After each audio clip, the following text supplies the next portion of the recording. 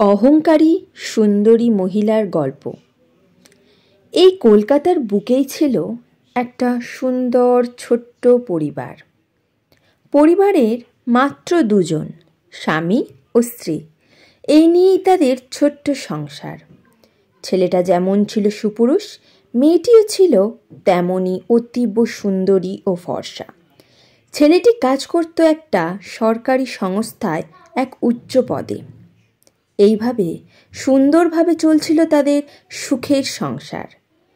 একদিন যখন কাজ থেকে ফিরে ছেলেটির মুখে হাসি হাসি ভাব যখন দেখল, তখন তার স্ত্রী চোখ এড়াতে পারল না। সে সঙ্গে সঙ্গে তার স্বামীকে জিজ্ঞাসা বলল, কি ব্যাপার বলো তো, আজ তোমাকে এত খুশি খুশি দেখাচ্ছে কেন? একটুও দেরি না করে ছেলেটি তার স্ত্রীকে বলল, শুনছ গিন্নি, আমার আজ একটা খুব বড় প্রমোশন হয়েছে। আমার শুধু পদোন্নতি হয়নি, সঙ্গে সঙ্গে আমার মাইনেও অনেক বাড়ানো হয়েছে। সামনের মাসের 1 তারিখ থেকে আমাকে জঙ্গলমহলে যেতে হবে এবং সেখানের দায়িত্বভারটা তুলে নিতে হবে। তাই তুমি আর দেরি না করে সব কিছু তাড়াতাড়ি গুছিয়ে নাও। স্বামীর কথা শুনে স্ত্রী তো খুশি হওয়া দূরে থাক, যেন আঁতকে উঠল। মনে ভাবতে শুরু করলো, কি শুনলাম, জঙ্গলমহল? আমাদের কি তাহলে জঙ্গলমহলে গিয়ে থাকতে হবে? ওখানে যারা থাকে তাদের সবার গায়ের রং কালো। আমার পেটে তো সন্তান আছে, আর 2-1 মাসের মধ্যে তার জন্ম হবে।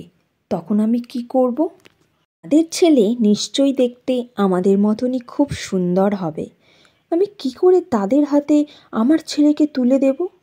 মনে ভাবল, না, তা হয় না, এটা অসম্ভব, আমি কিছুতেই তা পারবো না।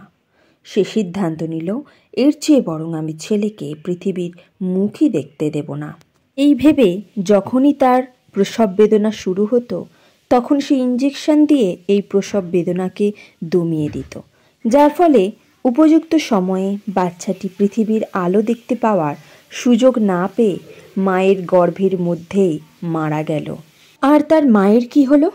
বাচ্চাটি পেটের মধ্যে থাকার ফলে মায়ের সেপটিক হলো, আর সেও কয়েকদিনের মধ্যে মারা গেল।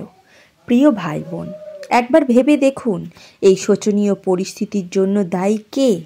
আমরা অকপটে স্বীকার করব, নিশ্চয়ই ছেলেটির মা। সুন্দর ছেলে পেয়েছিল, কিন্তু অপরের সঙ্গে ভাগ করে নিতে চায়নি বলে ছেলে ও তার মা দুজনেই একসঙ্গে মারা গেল। ঠিক সেইভাবে আমরা যারা যিশুকে চিনেছি, আমরা যদি নিজেদের মধ্যেই যিশুকে আটকে রাখি, কারোর সঙ্গে ভাগ করে না নিই, তবে অন্য লোকেরা যিশুকে কোনো মতেই জানতে পারবে না। ঈশ্বরের পরিকল্পনাও পূর্ণ হবে না এবং যিশু আমাদের অন্তরে আর থাকবেন না। যিশু আমাদের অন্তরে মারা যাবেন ও আমরা নিজেরা কোনো দিনই অনন্ত জীবন লাভ করতে পারবো না।